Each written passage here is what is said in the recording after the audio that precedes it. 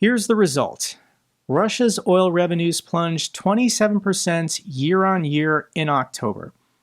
Every month is worse than the month before, so every month we get to say, this is the new worst month, year over year, for Russia's oil export revenues. What is the number here? Russia collected 888 billion rubles in taxes from oil and gas producers in October, a 27% decline from the same month a year ago. Here's a chart to help you visualize it. And this is pretty interesting because Russia's oil and gas exports were lower in 2022 and 2023 because of sanctions. Russia then had to build up their own shadow fleets. These are these unregistered tankers taking their oil to India and China. So Russia's revenue was actually pretty decent in 2024, but it's now declining, partly because of new sanctions, but it's the refinery strikes. Ukraine going after their output and production. If you can't produce it, you can't export and sell it to people around the world.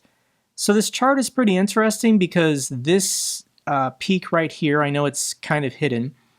This is October. This was the previous month. And if we go back to October of 2024, this is where it was.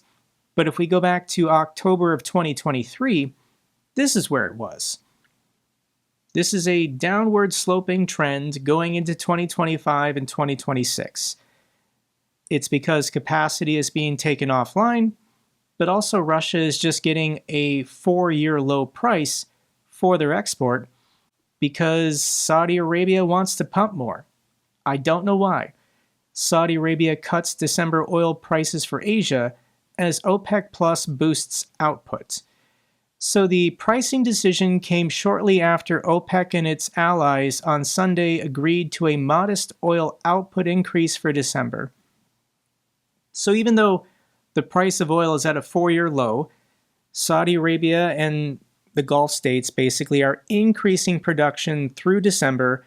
They're then going to hold production levels through the first quarter of next year. This can't be making Russia happy. I don't know why. I'm not going to ask questions, but this is really bad for the Russians, as Saudi Arabia is stealing market share. They're trying to take as much from the Russians as possible right now, which is economically hurting the Russians even more.